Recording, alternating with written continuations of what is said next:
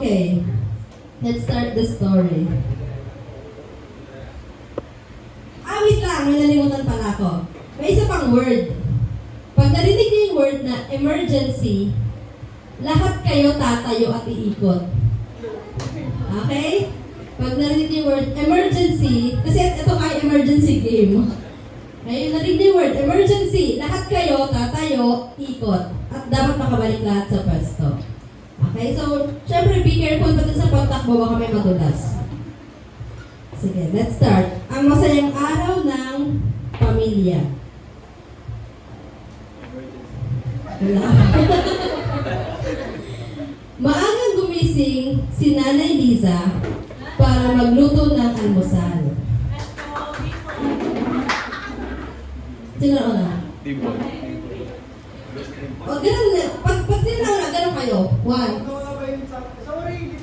Pag nakita nyo nauna si Dimple, sabihin mo yung gaganon, 1 point. Okay? 1 point na. 1 point na sila, 1 point na. 1 point, ganon. Pag sila yung nauna, 1 point. Pag nauna ulit ito, 2 points na. Ganon. Para nakikita natin yung scoring. Ulit, maagang gumising si Nanay Liza para magluto ng almusal.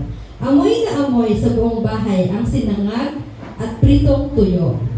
Habang abala siya sa kusina, tinutulungan naman ni Lola Nena na hiwain Paano?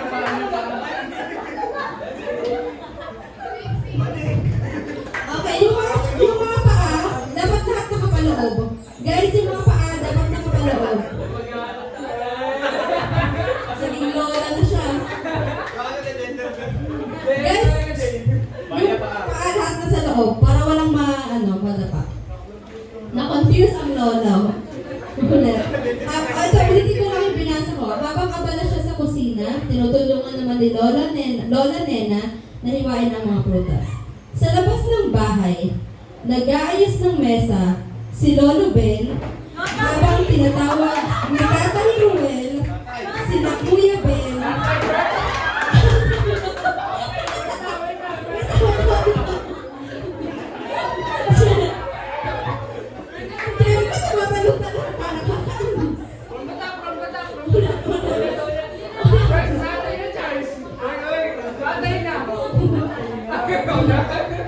Sabi ko sa inyo, hindi lang isang tao yung nababanggit, pwede ko na maraming mabanggit eh.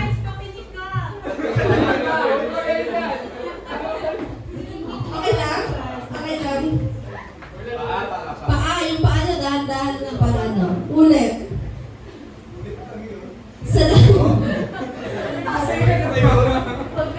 Sa labas ng bahay, nag-aayos ng mesa si Lolo Ben habang tinatawag ni Tatay Ruel sina Kuya Ben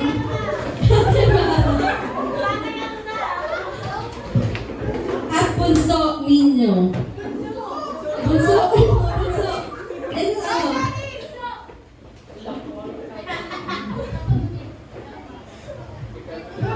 Ano ka pagod? Okay. Bangon na kayo mga anak. Maglilinis tayo ng bakuran. Wala yung anak yun. Sigaw ni Tatay.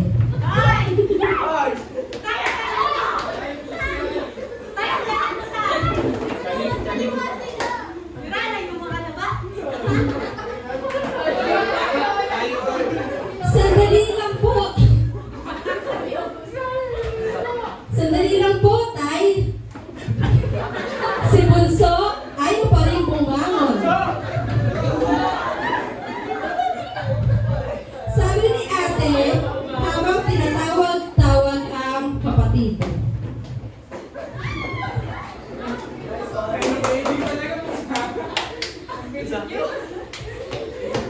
Okay. Nagtawanan silang lahat nang tuluyang bumangon si Bunso.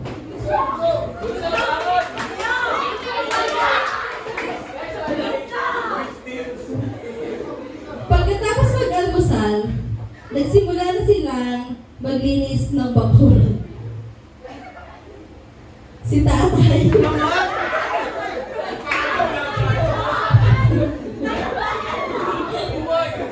Ayun ang kwento eh. Si Tatay. Ito.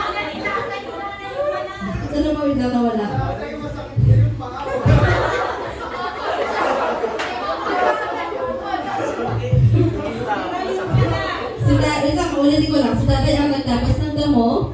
Si kuya ang nagbuhat ng mga paso.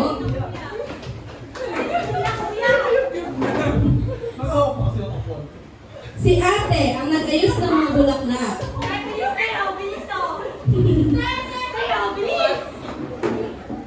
Si nanay at lola ay nagluto ng tanghalian.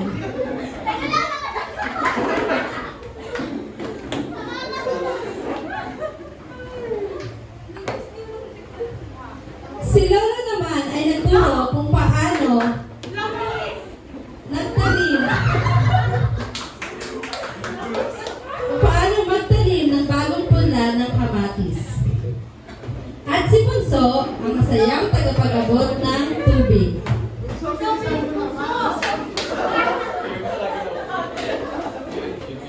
Bunso na lang ito.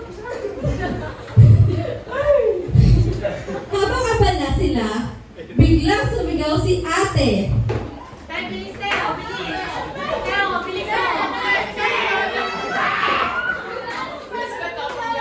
Tay!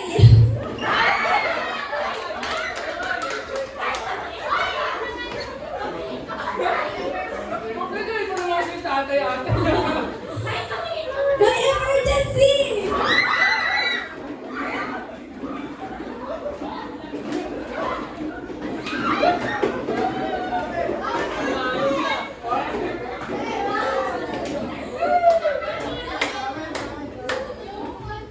Oo, yung tatay. Sorry kayo yung character niya. May ikaw tatay. May gawin ng tatay. Eh, makikigilid ngayon siya. Dito nagulo na yung upuan.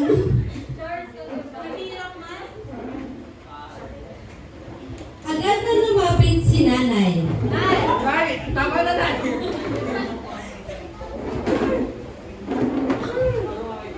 Naisip ka dito eh. Mabuti na lang at gasgas lang ang tuhod ni Bunso.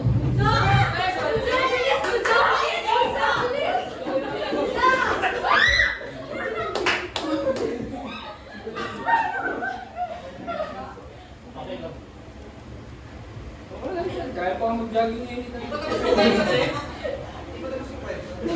Malapit na. Wait lang. Dati, dito. Mabuti na lang at gasgas lang ang tuhod ni Bunso. Nilinisan ito ni nanay Nay, taray. at binigyan siya ni Lola ng yakap at candy. Papa, paano ito?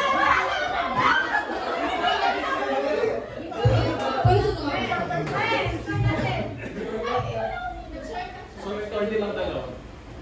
Sabay. Pagkatapos ng kaunting gulat, nagtawanan ulit ang lahat.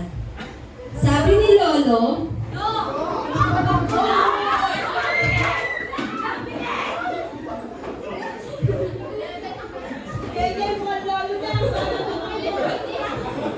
buti na lang, maliit lang ang emergency.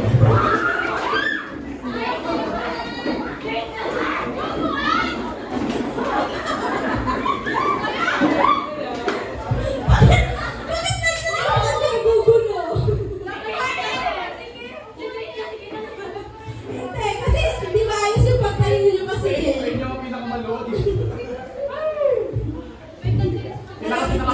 Malapit na matapos ang kwento. Malapit na.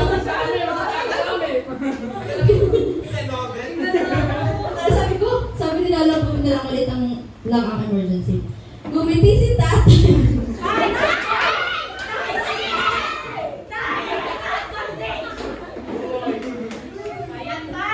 Oo nga. Pero mabuti pa rin na lagi tayong handa. Pagkatapos, sabay-sabay silang kumain sa ilalim ng punong mangga, masaya at kompleto. Sino nanalo? Anong points nila? Group 1, anong points? 9. Group 2, 10. 11. Okay, sorry na.